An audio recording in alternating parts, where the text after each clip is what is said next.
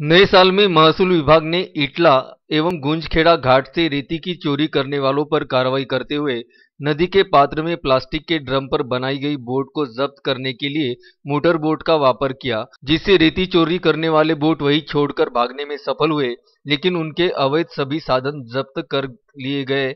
इस कार्रवाई को अंजाम एसडीएम इब्राहिम चौधरी, तहसीलदार भड़गाड़िया के नेतृत्व में तलाठी विनोद दिनकर जयभाई एवं अन्य सहयोगियों ने देकर 10 बोट जब्त की, किंतु रेती का संग्रह नहीं मिला।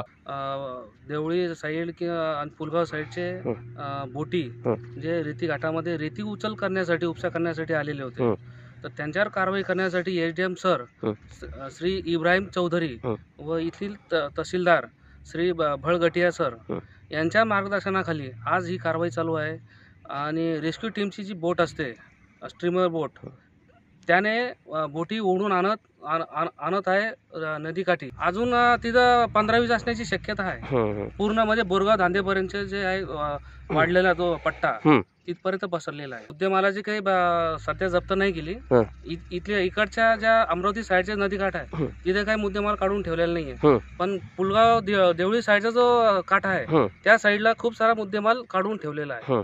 अश्विन शाह, विदर्भ न्यूज, पुलगाव।